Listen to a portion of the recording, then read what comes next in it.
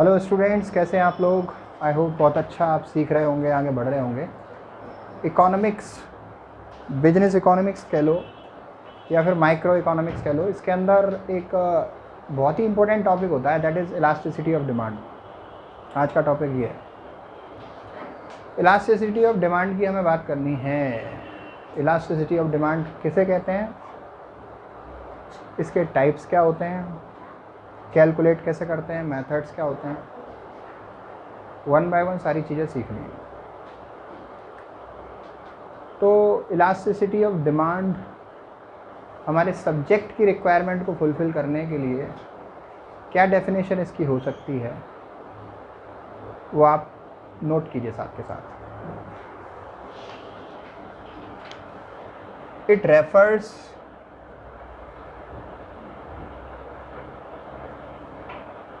to the degree of responsiveness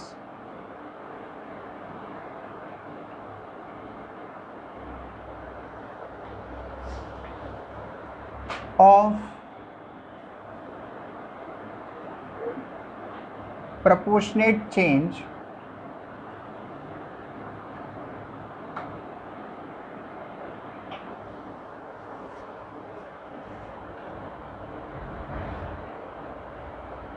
of quantity demanded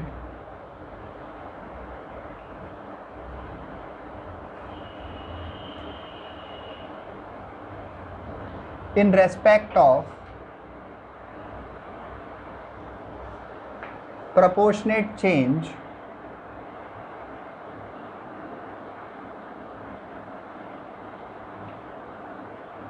in its price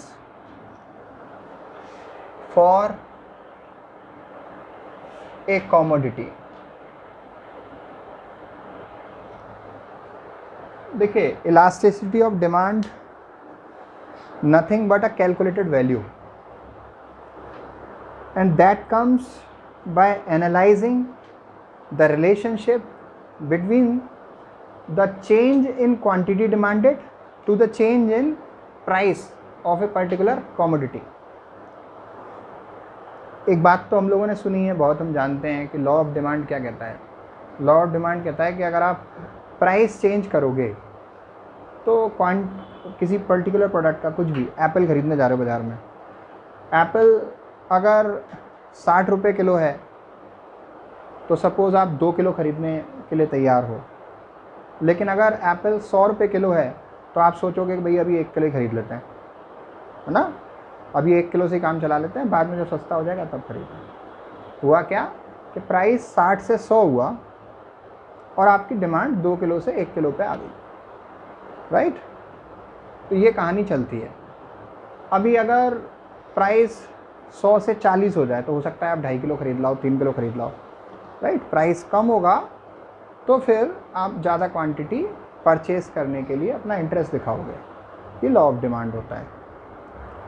लेकिन उसमें भी कुछ एजम्पशंस होती हैं कि आदमी का टेस्ट प्रेफरेंस चेंज नहीं होना चाहिए उस टाइम पर।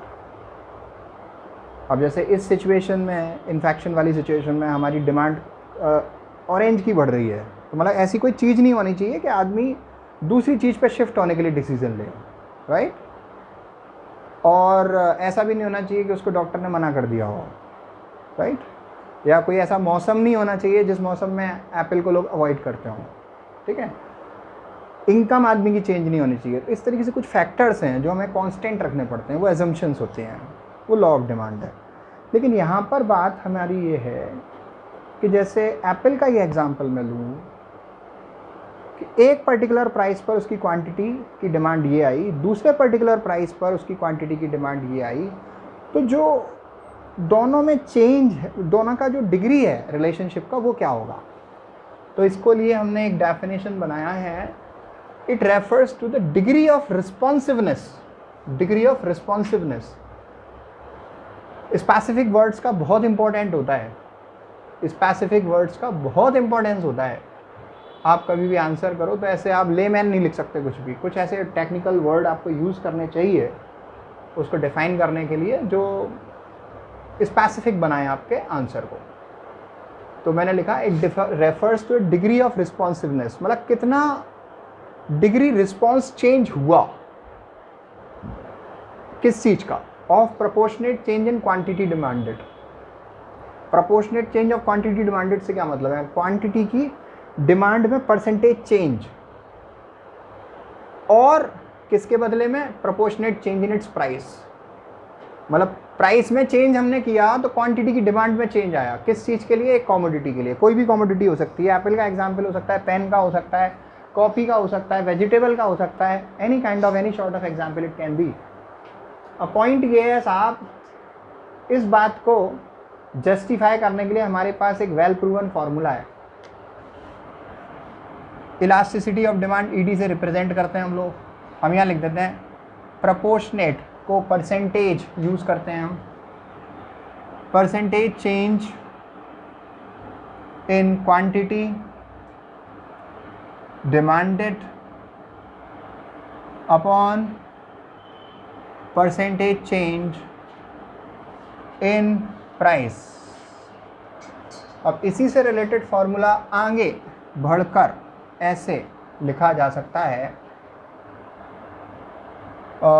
Q1 minus Q2 upon Q1 whole upon P1 minus P2 upon P1,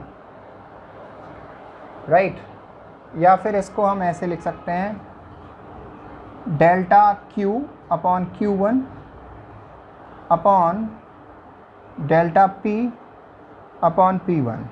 इसको हम ऐसे भी लिख सकते हैं डेल्टा Q अपॉन Q1, ये रेसिप्रोकेट हो जाएगा तो ऊपर हो जाएगा ये P1 अपॉन डेल्टा P। इस तरीके से हम इसको प्रेजेंट कर सकते हैं। अभी बात ये है कि इसमें Q1 Q2 क्या है और P1 P2 क्या है। जस्ट सपोज मैं एक एग्जांपल ले लूँ यहाँ पर कि एप्पल का ही मैं एग्जांपल ले लेता हूँ। यहाँ लिख देता हूँ इसका प्राइस, यहाँ लिख देता हूँ इसकी क्वांटिटी। तो प्राइस 60 रुपये किलो था, आपकी डिमांड थी 1 किलो। प्राइस 100 रुपये किलो हो गया, सॉरी यहाँ पे 2 किलो कर लेते हैं, और क्वांटिटी आपने डिमांड की फिर 1 किलो, आप 1 ही किलो खरीद के लाए फिर, राइट। क्वांटिटी केजी में है और प्राइस हमारा पर केजी में है। ये ऊपर वाली चीज़ 1 होती है, नीचे वाली चीज़ 2 होती है। मतलब P1 हो गया हमारा 60, राइट, और ये P2 हो गया आपका 100। इसी तरीके से ये Q1 हो गया 2, Q2 हो गया 1। क्लियर। अब इसको आपको फॉर्मूले में पुट करना है in order to get the answer. आप चाहे इस फॉर्मूले में को माइंड में रखें हर बार, या इसको रखें या इसको रखें या इसको रखें, बाकी सब तो कैलकुलेशन ही होनी है और आंसर सेम आना है, राइट। इसको मैं यहाँ ले लेता हूँ Q1 माइनस Q2। Q1 कितना है 2, माइनस Q2 कितना है 1, अपॉन में जो क्वांटिटी आएगी वो बेस क्वांटिटी आएगी Q1, that is 2, whole upon P1 60 minus P2 100 upon again P1 base price 60। इसको आगे सोल्व कर लेते हैं तो ये हमारा चलेगा दैट इज़ 1/2, और ये ऊपर पहुंच जाएगा 60, और 60 माइनस 100 इज़ माइनस 40। क्लियर। अब इसको सोल्व करते हैं तो ये 0 से 0 कैंसिल हो गया। 6/4 का मतलब होता है 1.5, तो माइनस 1.5/2, तो ये आंसर आएगा माइनस 0.75। अब ये जो 0.75 हमारा आंसर आया है, राइट, वो हमारा डिग्री ऑफ रिस्पॉन्सिवनेस है, राइट, इलास्टिसिटी ऑफ डिमांड है कि भाई अगर ये पर्टिकुलर सिचुएशन है, ये क्वांटिटी है और ये प्राइस है और ये इनका चेंज है, तो हमारी जो इलास्टिसिटी है वो ये इस तरीके से कैलकुलेट होगी, ऐसे आंसर आएगा। अब इसी तरीके से इलास्टिसिटी ऑफ डिमांड के डिफरेंट टाइप्स होते हैं।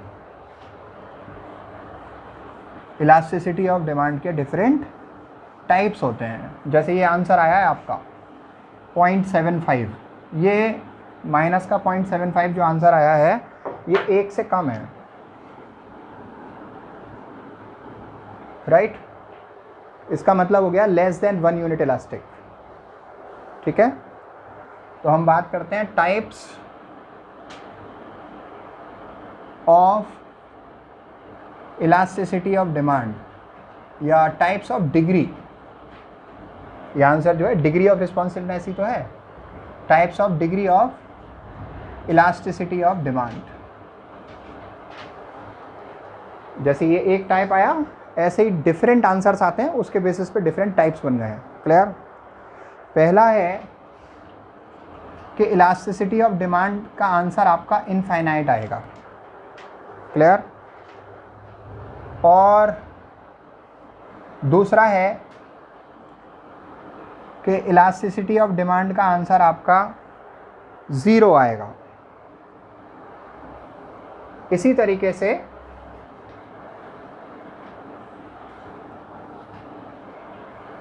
तीसरा टाइप है जब आपका इलास्टिसिटी ऑफ डिमांड का आंसर 1 के बराबर आएगा।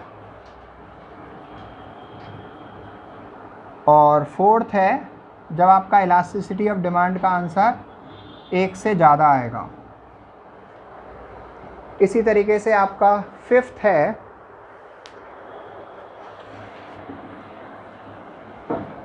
अभी ये डेफिनेशन को अपन हटा देते हैं, इसका ज़रूरत नहीं है।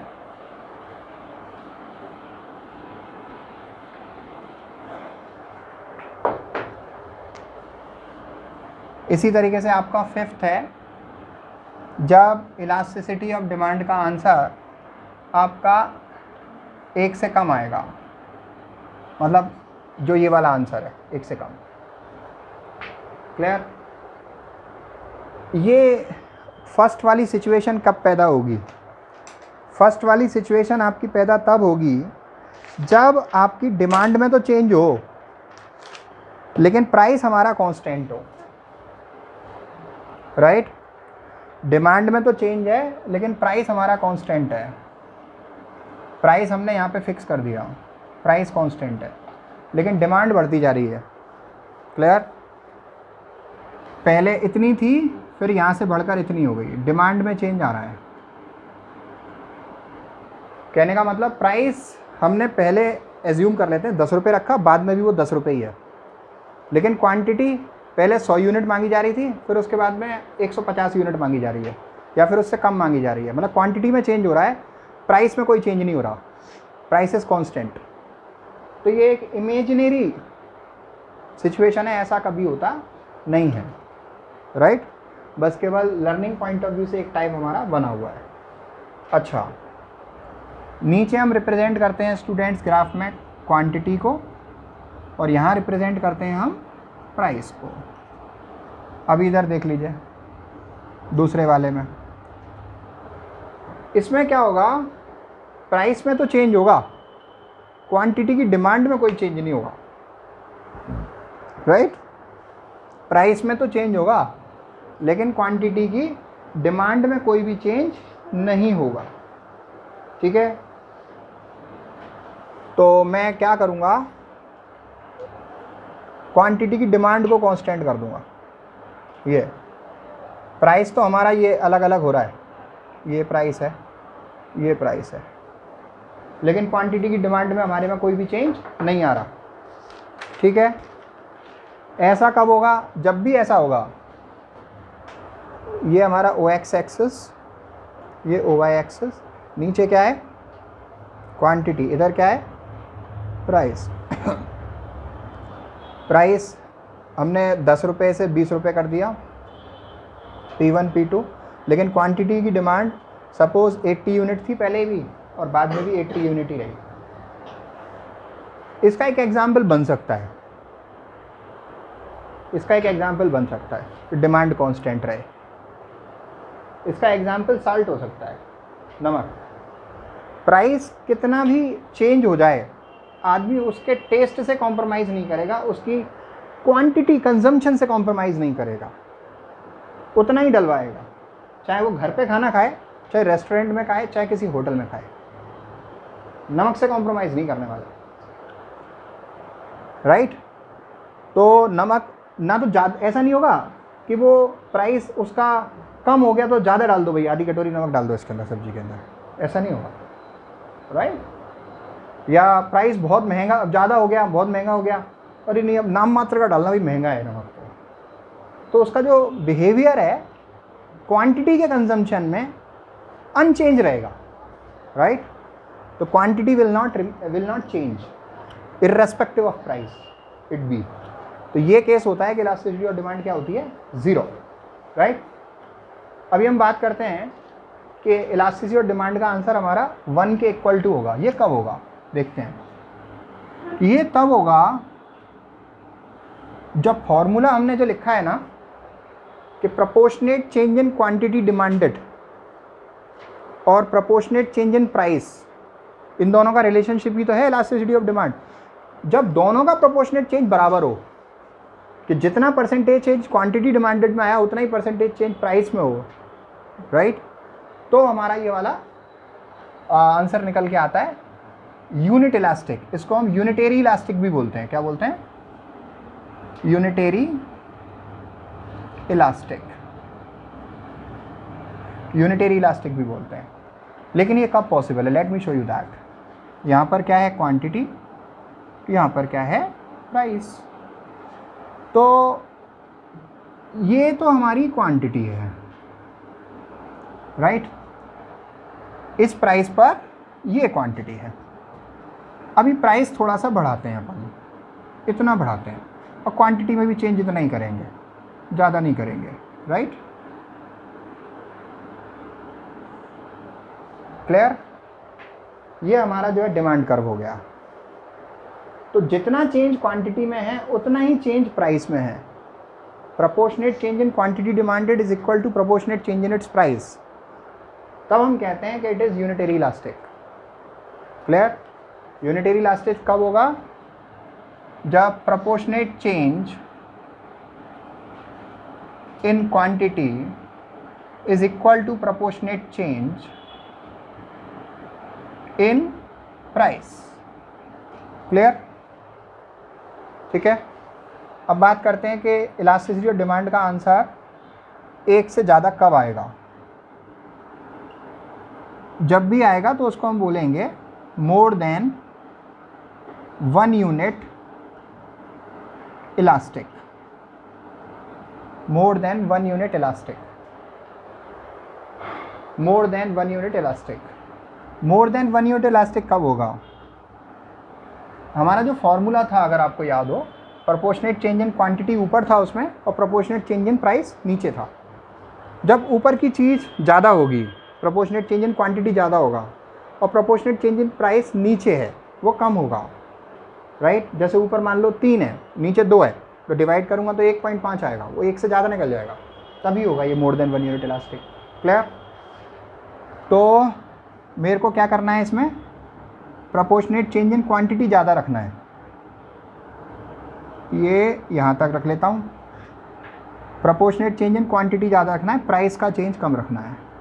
ये लीजिए, देख लीजिए आप, क्वांटिटी का चेंज ज़्यादा है, क्वांटिटी में चेंज ज़्यादा रखा हुआ है मैंने, और प्राइस का चेंज कम है। क्वांटिटी और ये प्राइस, ये P1 P2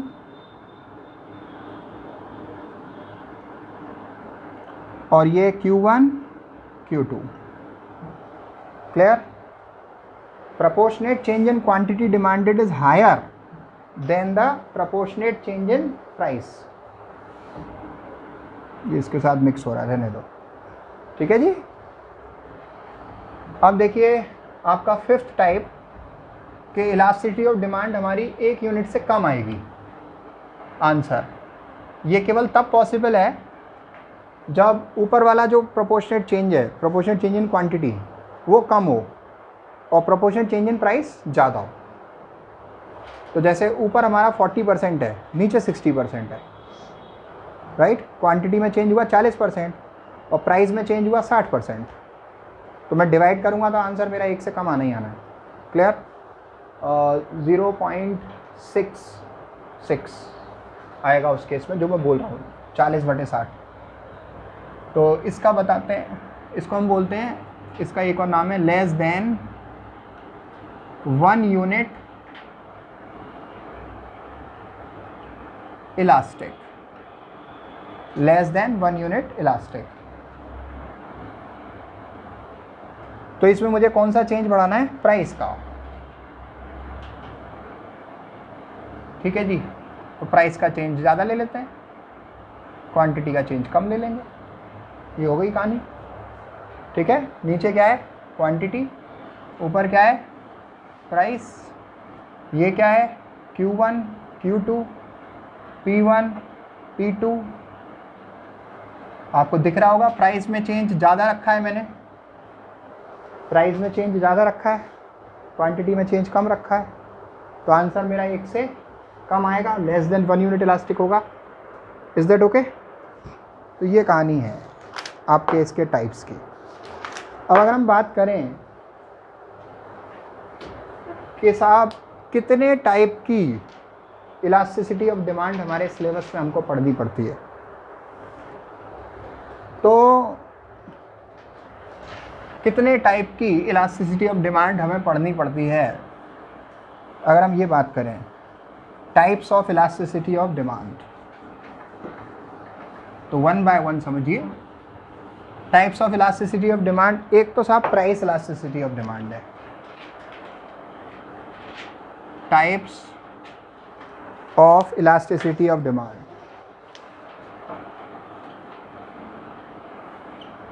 एक तो होता है प्राइस की वजह से, दूसरा होता है इनकम की वजह से, तीसरा होता है क्रॉस इलास्टिसिटी,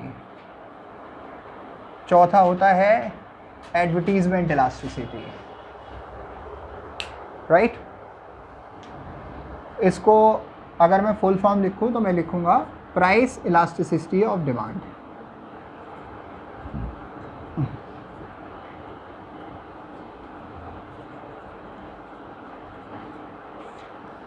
ये दूसरा वाला है income elasticity of demand. Third है क्रॉस इलास्टिसिटी ऑफ डिमांड। पूरा लिखना पड़ रहा है बस, क्रॉस इलास्टिसिटी ऑफ डिमांड। फिर उसके बाद अगला है एडवर्टीजमेंट इलास्टिसिटी।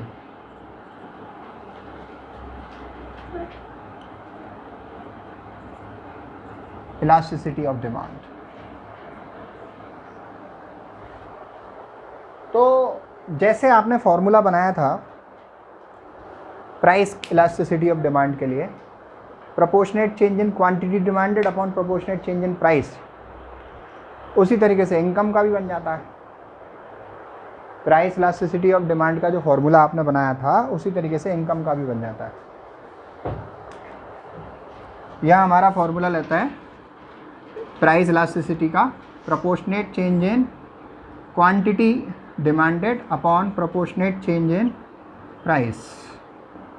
इसी तरीके से इनकम इलास्टिसिटी का रहता है proportionate change in quantity demanded upon proportionate change in income of a person. Income की वजह से तो उसका बिहेवियर चेंज होता है, लेकिन जो लॉ ऑफ डिमांड हम पढ़ते हैं उसमें हम इनकम को कांस्टेंट कर देते हैं, तभी हम प्रॉपर लॉ ऑफ डिमांड को एनालाइज कर पाएंगे। प्राइस के बेसिस पर उसका बिहेवियर जो चेंज होता है उसको एनालाइज कर पाएंगे। राइट। लेकिन इनकम के साथ भी क्वांटिटी डिमांडेड में होने वाले चेंज को जब हम मेज़र करते हैं, उसकी डिग्री निकालते हैं, तो हम उसको बोलते हैं इनकम इलास्टिसिटी। जस्ट सपोज़ हम कह सकते हैं कि उसकी 10,000 रुपये महीने की इनकम है, तो वो 1 किलो सेब खरीद लाता है 1 हफ्ते में, और फिर उसकी इनकम 25,000 रुपये महीने हो गई, तो वो 2-3 किलो खरीद ही लाएगा। राइट। 1 हफ्ते में इजीली उसके लिए अफोर्डेबिलिटी होगी, उसकी परचेजिंग पावर बढ़ गई। या फिर मान लीजिए 10,000 रुपये महीने से किसी भी ऑड सिचुएशन की वजह से, लॉकडाउन वगैरह की वजह से उसकी सैलरी कम हो गई, मंथली इनकम कम हो गई, 6,000 महीना हो गई, तो हो सकता है सेब अवॉइड कर दे वो, अभी नहीं खाने हैं सेब, राइट।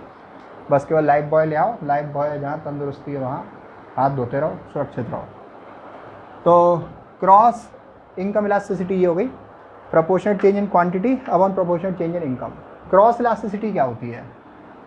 क्रॉस इलास्टिसिटी ये होती है जब दो प्रोडक्ट होते हैं, एक मेन प्रोडक्ट होता है और दूसरा प्रोडक्ट सब्स्टिट्यूट होता है, राइट। दूसरा प्रोडक्ट क्या होता है? सब्स्टिट्यूट होता है।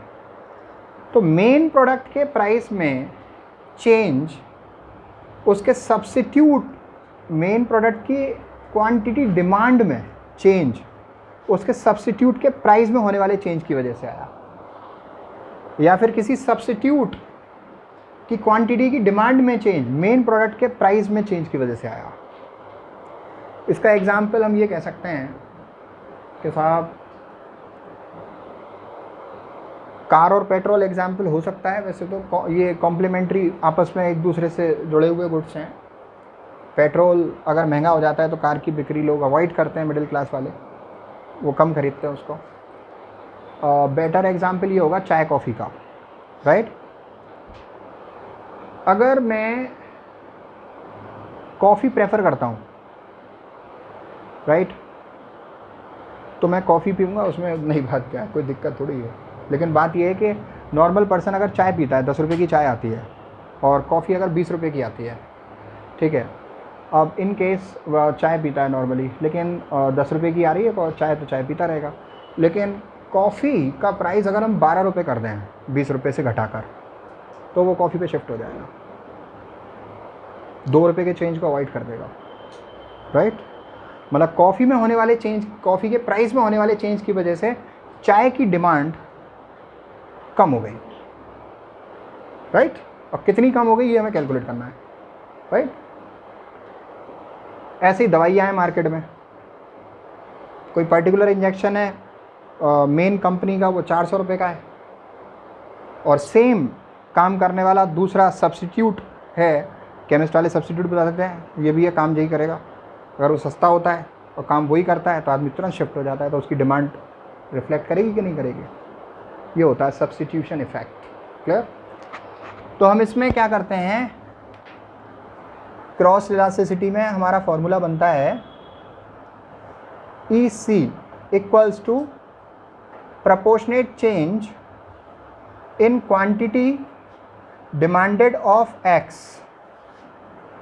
X प्रोडक्ट की क्वांटिटी की डिमांड में कितना चेंज आया in respect of proportionate change in price of another product Y which is the substitute product।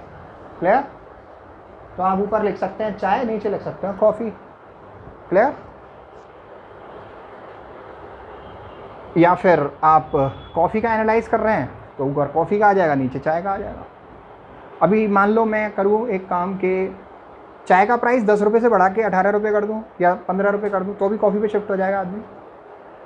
सही है कि नहीं? तो अभी उन्होंने कहा कॉफ़ी पियो, कॉफ़ी बढ़िया होती है। चाय नहीं पीता हो, 10 साल से चाय पी रहा है, राइट, आदत पड़ गई, चाय उसके ब्लड में है, लेकिन कॉफ़ी पिएगा।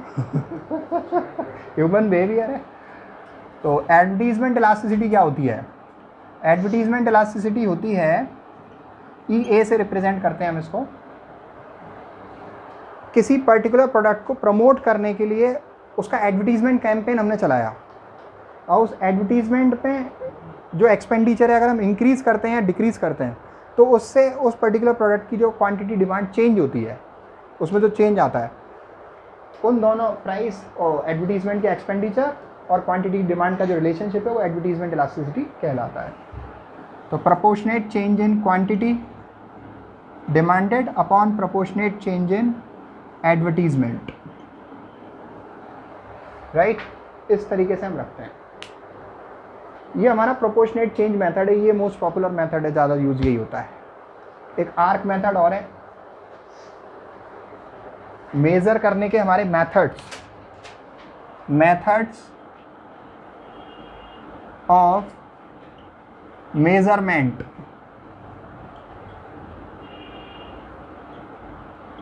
Of elasticity of demand. Methods of measurement of elasticity of demand, एक तो ये लिखा रहने देते हैं, ये रफ कर देते हैं।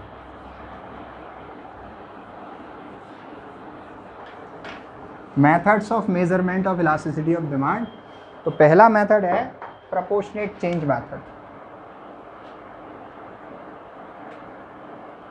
Proportionate change method.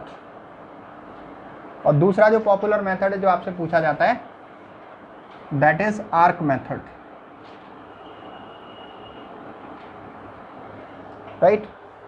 Arc method में हम इलास्टिसिटी ऑफ डिमांड कैसे फाइंड करेंगे?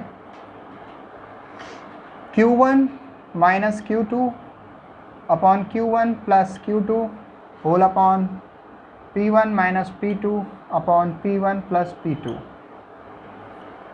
राइट। P2 क्यों P2? अरे मेहनत कर रहे हो, क्यों P2, राइट। P2 वो वाला नहीं है, P2 प्राइस वाला है, सेकंड प्राइस, राइट।